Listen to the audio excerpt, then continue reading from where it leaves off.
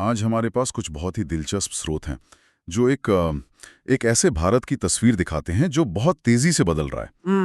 हम बड़े बड़े कानूनी बदलावों से लेकर वोट देने जैसे हमारे हक से जुड़े सवालों और जमीन से जुड़ी कुछ ऐसी कहानियों पर नजर डालेंगे जो सुनने में बिल्कुल फिल्मी लगती हैं। बिल्कुल। हम देखेंगे कि कैसे नए लेबर कानून नौकरियों का भविष्य तय कर रहे हैं, क्यों दिल्ली की हवा हर साल जहरीली हो जाती है। हर साल की कहानी है ये तो। अहम। और कैसे एक फौजी अफसर के लिए उसकी आस्था और उसकी ड्यूटी के बीच एक मुश्किल खड़ी हो गई। नए लेबर कोड्स और हवा में घुला जहर, यानी वायु प्रदूषण की कभी ना खत्म होने वाली समस्या। चलिए पहले इन बड़े सिस्टम्स की ही चीरफाड़ करते हैं। सबसे पहले बात करते हैं नए श्रम कानूनों की, यानी लेबर कोड्स की, जिस पर देश दो हिस्सों में बटा हुआ लगता है। हाँ, और हमारे स्रोतों में ये बंटवारा साफ दिखता है। एक तरफ सरकार और इंडस्ट्री का नजरिया है। एक लेख के मुताबिक ये कोड्स एक मील का पत्थर हैं। उनका कहना है कि इससे कानून आसान हो गए और एक ऐसा माहौल बना है जो भविष्य के लिए तैयार है। वो आंकड़े भी देते हैं कि 2017 से 2024 के बीच 16.83 करोड़ नौकरियां पैदा हुई। काफी बड़ा आंकड़ा है। हाँ, और बेरोजगारी 6% से घटकर 3.2% पर आ गई। और अब तो गिग वर्कर्स जो स्विगी जोमेटो में काम करते हैं, उन्हें भी सोशल सिक्योरिटी मिलेगी। देखिए, इसके पीछे की सोच ये है कि भारत में व्यापार करना आसान बनाया जाए। सोचिए, पहले एक ही फैक्ट्री पर दर्जनों अलग अलग कानून लागू होते थे। अच्छा। छुट्टियों के लिए अलग, वेतन के लिए अलग, सुरक्षा के लिए अलग, एक मकर जाल जैसा था। इन कोड्स का मकसद इसी जाल को हटाकर एक सिंगल विंडो सिस्टम बनाना है। सरकार का तर्क है कि अगर हम वियतनाम जैसे देशों से मुकाबला करना चाहते हैं तो हमें 1940-50 के दशक के पुराने कानूनों को बदलना ही होगा। ये सुनने में तो बहुत अच्छा लगता है, लेकिन फिर हमारे पास दूसरा स्रोत है जिसमें ट्रेड यूनियनों की नेता अमरजीत कौर की बात है, और वो एक बिल्कुल उल्टी कहानी बताती हैं। उनका तो ये तक कहना है कि ये कोड्स मजदूरों को गुलामी के दौर में वापस धकेल रहे हैं और उनसे वो अधिकार छीन रहे हैं जो उन्होंने लड़कर हासिल किए थे। उनका सबसे बड़ा डर है हायर एंड फायर कल्चर को लेकर। Hire and fire. हाँ, वो कहती हैं कि फिक्स टर्म रोजगार के नाम पर अब कंपनियों के लिए किसी को भी काम पर रखना और निकालना बहुत आसान हो जाएगा। इससे पक्की नौकरी का कॉन्सेप्ट ही खत्म हो जाएगा। अच्छा। दूसरा, वो कहती हैं कि सारी ताकत दिल्ली में सिमट रही है, जिससे राज्यों की भूमिका कम हो रही है। लेकिन सरकार तो कह रही है कि करोड़ों नई नौकरियां बनी हैं, और अमरजीत कौर कह रही है कि अधिकार छीने जा रहे हैं। इन दोनों दावों में इतना जमीन आसमान का फर्क क्यों है? यहीं पे मामला दिलचस्प हो जाता है। ये सिर्फ भारत की कहानी नहीं है। पूरी दुनिया में गिग इकोनॉमी और ऑटोमेशन की वजह से देशों को अपने श्रम कानूनों को फिर से लिखना पड़ रहा है। अमरजीत कौर का तर्क ये है कि आज भी सिर्फ 7% कामगारों को पेंशन या पीएफ जैसी सोशल सिक्योरिटी मिलती है। ये कोड्स बाकी 93% लोगों को कैसे कवर करेंगे, ये साफ नहीं है। वो इसे एक मृग तृष्णा कहती हैं। मृग तृष्णा यानी ऐसा सपना जो कभी पूरा नहीं होगा। न्यूनतम मजदूरी पर भी बहस है।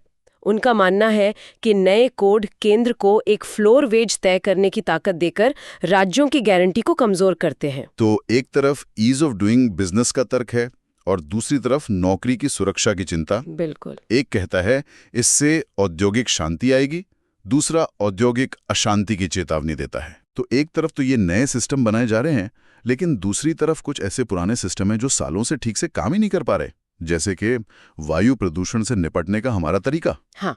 हर साल वही कहानी, वही जहरीला धुआं। इस पर हमारे पास एक बहुत ही दिलचस्प स्रोत है। हाँ, और ये स्रोत कहता है कि भारत की प्रदूषण से लड़ाई बस कुछ क्विक फिक्स यानी फौरी जुगाड़ों में फंसकर रह गई है। जुगाड़ जैसे क्लाउड सीडिंग, यानी बादलों में केमिकल छिड़ककर बारिश करवाने की कोशिश, या फिर बड़े बड़े स्मॉग टावर लगा देना।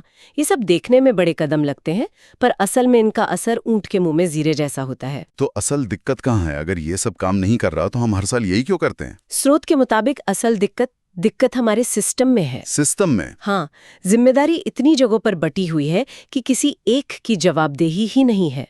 केंद्र सरकार के मंत्रालय, राज्य सरकारें, नगर निगम सब अपनी अपनी ढपली बजा रहे हैं। कोई एक संस्था नहीं है जो इसके लिए जिम्मेदार हो? बिल्कुल। किसी एक संस्था के पास न तो पूरी ताकत है, न ही पूरी जिम्मेदारी। नतीजा, एक राज्य कुछ करता है, दूसरा कुछ और नीतियां आपस में ही टकराती रहती हैं। अच्छा, और यहाँ एक बहुत ही कमाल की बात कही गई है। लेखक दो तरह के जाल की बात करता है जिसमें हम फंसे हुए हैं। पहला है बौद्धिक जाल, यानी इंटेलेक्चुअल ट्रैप, ये क्या चीज है? इसका मतलब है कि बड़े बड़े आईआईटी या थिंक टैंक के बंद कमरों में जो शानदार समाधान बनाए जाते हैं वो जमीन पर आकर फेल हो जाते हैं। फेल हो जाते हैं? क्यों? क्योंकि वो समाधान बनाते वक्त ये भूल जाते हैं कि सरकारी दफ्तरों में कर्मचारियों की कमी है, राजनीतिक दबाव है और जमीनी हकीकत कुछ और ही है। कागज पर योजना बहुत अच्छी लगती है, पर असल दुनिया में वो लागू ही नहीं हो पाती। अरे वाह! मतलब हम बस बाहर के देशों के सुंदर मॉडल कॉपी पेस्ट कर रहे हैं, बिना ये सोचे कि क्या वो हमारे यहाँ की धूल मिट्टी और ट्रैफिक में काम भी करेंगे या नहीं। ये तो एक बहुत बड़ी बात है। बिल्कुल, और यहीं पर दूसरा जाल आता है, पश्चिमी जाल यानी वेस्टर्न ट्रैप। हम ग्लोबल बेस्ट प्रैक्टिस को आंख बंद करके अपना लेते हैं। ये मॉडल अक्सर उन अमीर शहरों से आते हैं जहां सरकारों के पास बहुत पैसा है और लोग सिस्टम पर भरोसा करते हैं। स्रोत का निचोड़ ये है कि समस्या विचारों की कमी की नहीं है। तो फिर समस्या क्या है? समस्या हमारी बड़ी बड़ी योजनाओं और उन्हें लागू करने की हमारी क्षमता के बीच के भारी अंतर की है। तो ये तो हुई सिस्टम की बात, जो कभी बन रहे हैं तो कभी बिगड़ रहे हैं। बिल्कुल। लेकिन इन सिस्टम्स का सीधा असर पड़ता है आम इंसान पर। चलिए अब अपना ध्यान राज्य और व्यक्ति के रिश्ते पर लाते हैं और शुरुआत करते हैं हमारे वोट देने के अधिकार से। हाँ। हमारे पास मतदाता सूचियों से जुड़ी एक एसआईआर प्रक्रिया पर एक लेख। अब तक नियम ये था कि अगर आप एक वयस्क नागरिक हैं और कहीं रह रहे हैं तो आपको वोटर माना जाएगा। अगर सरकार को लगता है कि आप फर्जी वोटर हैं तो ये साबित करने की जिम्मेदारी सरकार की थी। लेकिन इस नई प्रक्रिया ने तो पूरी कहानी ही पलट दी है। बिल्कुल। अब सबूत का बोझ सरकार से उठकर नागरिक पर आ गया है। क्या?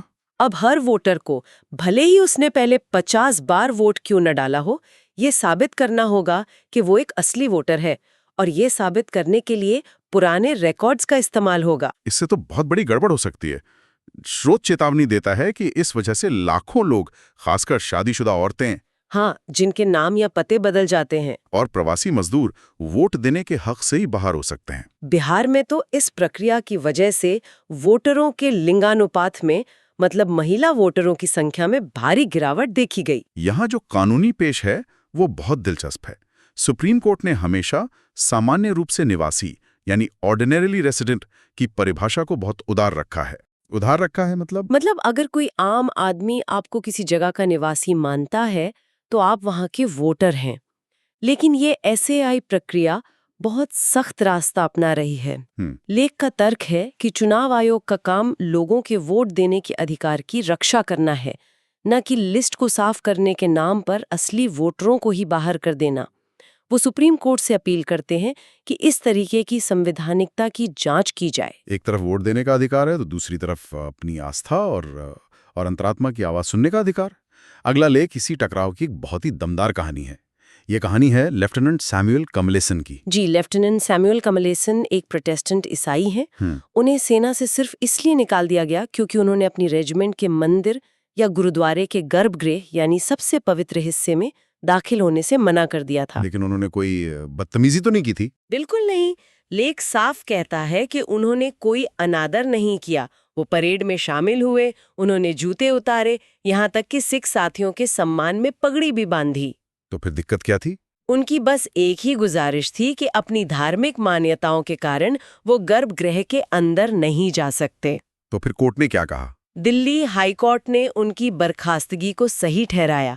कोर्ट ने कहा कि ये व्यक्तिगत आस्था का मामला नहीं, बल्कि एक जायज हुक्म को न मानने का मामला है। अच्छा। उन्होंने सेना के अनुशासन और जरूरत को ज्यादा तवज्जो दी।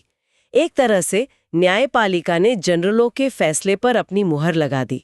लेकिन क्या सच में इतना सा एडजस्टमेंट नहीं हो सकता था? लेख में एक बहुत अच्छी तुलना की गई है। हाँ, लेखक ने मशहूर फिल्म चैरियट्स ऑफ फायर का जिक्र किया है, जहां एक ओलंपिक धावक अपने धार्मिक विश्वास के कारण रविवार को दौड़ने से मना कर देता है और उसके लिए रेस का शेड्यूल बदल दिया जाता है। सवाल यही उठता है कि जो सेना अपनी समावेशी भावना, अपनी यूनिटी इन डाइवर्सिटी के लिए जानी जाती है, क्या वो एक अफसर के लिए इतना छोटा सा समायोजन नहीं कर सकती थी? सही बात है। स्रोत का तर्क है कि यहाँ नुकसान सिर्फ एक अफसर के करियर का नहीं हुआ है, बल्कि अल्पसंख्यक सैनिकों को एक परेशान करने वाला संदेश गया है कि आपकी अंतरात्मा की आवाज की यहाँ कोई कीमत नहीं है। जैसा कि जस्टिस चिन्नप्पा रेड्डी ने कहा था, हमारा संविधान सहिष्णुता का अभ्यास करता है। सिस्टम और व्यक्ति के इन बड़े बड़े सवालों के बाद चलिए अब थोड़ा जमीन पर उतरते हैं और देखते हैं कि देश के अलग अलग कोने में क्या हकीकत है। और हम रुक करें श्रीनगर का। हमारे पास जो स्रोत है वो एक बहुत ही गंभीर तस्वीर पेश करता है। एक ऐसी अर्थव्यवस्था जो एक चौराहे पर खड़ी है, जो कुदरत के कहर और अनुच्छेद 370 हटने के बाद के बदलावों से जूझ रही है। श्रीनगर की अर्थव्यवस्था के 3 पारंपरिक स्तंभ हैं, टूरिज्म, बागबानी और दस्तकारी। और स्रोत के मुताबिक ये तीनों ही इस वक्त चरमरा रहे हैं। हाँ, बागबानी, जिससे 30 लाख से ज्यादा लोगों का घर चलता है, सप्लाई चेन टूटने से परेशान है। एक लैंडस्लाइड होती है और 200 करोड़ का सेब बर्बाद हो जाता है। बाप रे। दस्तकार, खासकर महिलाएं, बिचौलियों के शोषण और बाजार तक पहुंच न होने से जूझ रही हैं। और शहरी बेरोजगारी खासकर महिलाओं में 53.6% तक पहुंच गई है, जो बहुत ही ज्यादा है। तो इसका समाधान क्या निकाला जा रहा है? बड़ी बड़ी बिल्डिंगें और होटल्स। हाँ, और स्रोत इसी महानगरीय पूंजी निवेश मॉडल की आलोचना करता है, यानी बड़े बड़े रियल एस्टेट और टूरिज्म प्रोजेक्ट्स ले आओ। लेखक का तर्क है कि ये स्मार्ट सिटी वाला नजरिया अक्सर सड़क किनारे के छोटे दुकानदारों और दस्तकारों को उजाड़ देता है। शहर बाहर से तो सुंदर दिखने लगता है, लेकिन उसकी अपनी आर्थिक बुनियाद खोखली हो जाती है। तो फिर सही रास्ता क्या है? इसके बजाय एक ऐसा मॉडल सुझाया गया है जो वहीं की जमीन से जुड़ा हो और टिकाऊ हो। जैसे कि इसका मतलब है बागबानी के लिए कोल्ड स्टोरेज जैसी सुविधाओं में पैसा लगाना, झीलों और वेटलैंड्स को बचाना, दस्तकारों के समूह बनाकर उन्हें छोटे कर्ज और बाजार से जोड़ना, और सबसे जरूरी स्थानीय शासन को फिर से मजबूत करना। मतलब टॉप डाउन नहीं, बॉटम अप अप्रोच। बिल्कुल। संदेश साफ है, विकास का मतलब सिर्फ बाहर से पैसा लाना नहीं हो सकता। विकास का मतलब है श्रीनगर की मिट्टी, उसके वर्कशॉप और उसके हुनरमंद घरों को फिर से जिंदा करना। और अब आखिरी में एक बिल्कुल अलग ही किस्म का जमीनी मामला जिसका स्वाद ही अलग है। ये किस्सा उस दौर का है जब तमिलनाडु की मुख्यमंत्री जयललिता पर भ्रष्टाचार के मुकदमे चल रहे थे। हाँ, और ये लेख हमें उस अदालती ड्रामे की एक जीती जागती झलक देता है। सुनवाई की तारीख आते ही नेताओं का अचानक बीमार पड़ जाना, एक जज साहब का खुद अस्पताल जाकर नेता पर आरोप तय करना। अच्छा। और आरोप पढ़े जाने के दौरान जयललिता का जोर जोर से छींकना। माहौल बिल्कुल फिल्मी था। से यादगार कहानी तो पूर्व मंत्री के सेनगोट्टयन की है। जी, उनकी सुनवाई के दौरान उनके समर्थक पूरी अदालत में भरे रहते थे और गवाह, वो अक्सर अपनी गवाही से मुकर जाते थे। एक मिनट, क्या मैं सही सुन रहा हूँ? उनका आदमी पूरी अदालत को वड़ा खिला रहा था। हाँ, बिल्कुल।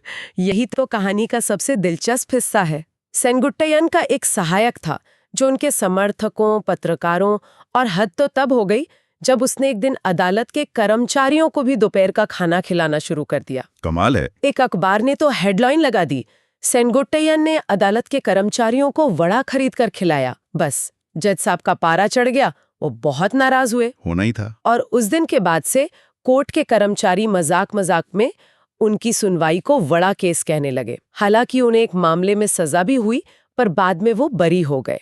ये एक छोटा सा किस्सा है जो हमें बताता है कि भारत में राजनीति, कानून और कल्चर कैसे एक दूसरे में घुले मिले हैं। तो लेबर कोड के गंभीर तर्कों से लेकर वड़ा केस के इस चटपटे किस्से तक हमने एक लंबा सफर तय किया। इन सब का मतलब क्या निकलता है?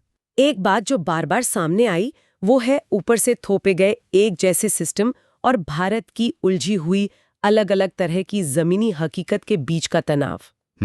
चाहे वो प्रदूषण से लड़ने की नीतियां हों जो दिल्ली में तो शायद ठीक हों पर किसी और शहर में नहीं, या फौज के नियम जो किसी की अंतरात्मा के लिए जगह नहीं छोड़ते, या फिर श्रीनगर के लिए बनाए गए आर्थिक मॉडल जो वहां के लोगों की रोजी रोटी को ही नजरअंदाज कर देते हैं। बिल्कुल। यानी वन साइज फिट्स ऑल वाला आइडिया बार बार फेल हो रहा है। बिल्कुल। और ये हमें सोचने के लिए एक बहुत अहम बिंदु पर छोड़ देता है।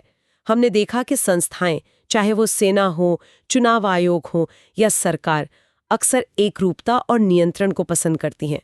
उन्हें लगता है कि सबके लिए एक ही नियम हो। लेकिन इन स्रोतों से जो कहानियां निकली हैं वो बताती हैं कि असली ताकत और लचीलापन असल में परिस्थितियों के हिसाब से ढलने में, थोड़ा बहुत समायोजन करने में और स्थानीय समझ पर भरोसा करने में है।